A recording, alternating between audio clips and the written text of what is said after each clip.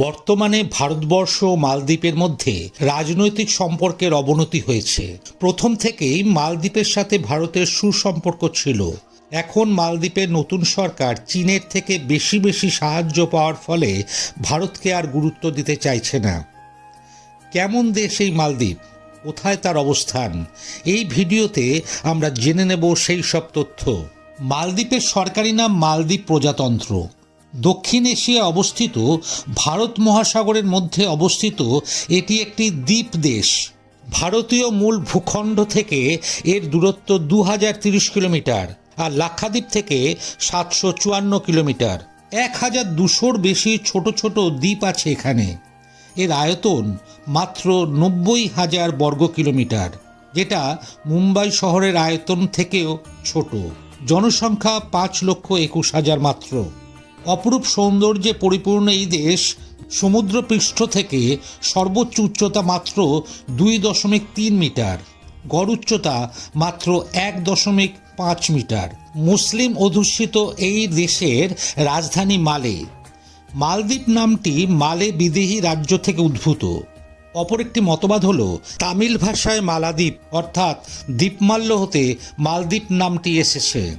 মালদ্বীপে রয়েছে 26টি অ্যাটল আর 1192টি ক্ষুদ্র ক্ষুদ্র দ্বীপ, যার মধ্যে 200টি বাসযোগ্য। ব্রিটিশরা 1815 সালে মালদ্বীপকে পরাধীন করে আর 1965 সালের 26শে জুলাই মালদ্বীপ ব্রিটিশদের কাছ থেকে পূর্ণ স্বাধীনতা লাভ করে। বহুদিন থেকেই মালদ্বীপ ভারতবর্ষের উপর নির্ভরশীল। মালদ্বীপের স্বাধীনতা এসেছে ভারতবর্ষের সাহায্য থেকে। 1978 থেকে 2008 30 বছর শাসন করেছিলেন মৌমুন আব্দুল গায়ুম। 1888 সালে গায়ুমের বিরুদ্ধে মিলিটারি বিপ্লব শুরু হয়। ভারত থেকে সেনাবাহিনী পাঠিয়ে সেই বিপ্লবকে নিয়ন্ত্রণ করা হয়। সেই অভিযানের নাম ছিল অপারেশন ক্যাকটাস। মালদ্বীপের কোস্টলাইনকে নিরাপত্তা দেয় ভারত। 2004 সালের সুনামিতে মালদ্বীপ প্রচুর ক্ষতিগ্রস্ত হয়। তখনও ভারতবর্ষ মালদ্বীপের দিকে সাহায্যের হাত বাড়িয়ে দিয়েছিল। মালদ্বীপের কোনো নৌবাহিনী নেই।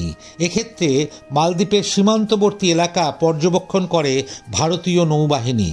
সামুদ্রিক মাছ এই দেশের অর্থনীতির মূল ভিত্তি। আর আছে পর্যটন শিল্প। মোট আয়ের 28% এবং বৈদেশিক আয়ের 60% আসে পর্যটন শিল্প থেকে।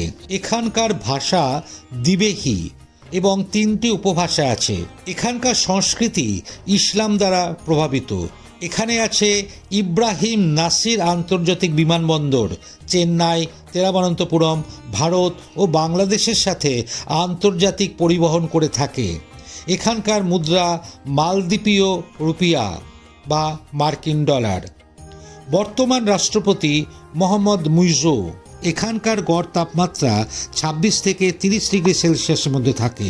এবার জেনে নিই মালদ্বীপ পর্যটনের পীঠস্থান কেন।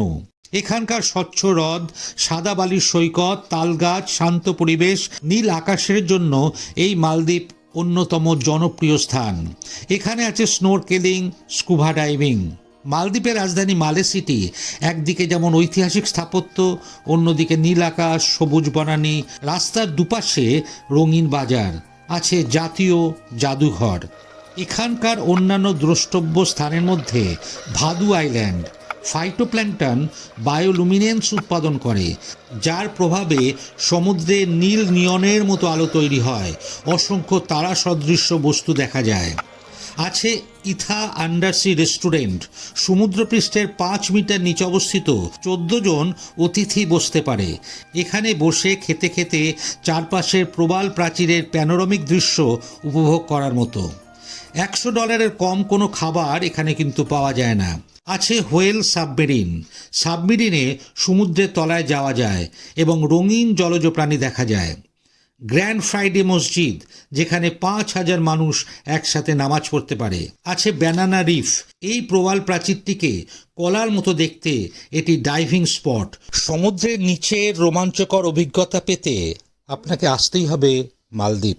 ভারতবর্ষের সাথে মালদ্বীপের যে সমস্যা সৃষ্টি হয়েছে, আশা করি অদূর ভবিষ্যতে ভারত মালদ্বীপের সাথে সম্পর্ক ঠিক হয়ে যাবে, কারণ ভারতবর্ষ জানে কিভাবে সবার সাথে সুসম্পর্ক বজায় রাখতে হয়। এই আশা নিয়েই এই ভিডিও শেষ করছি।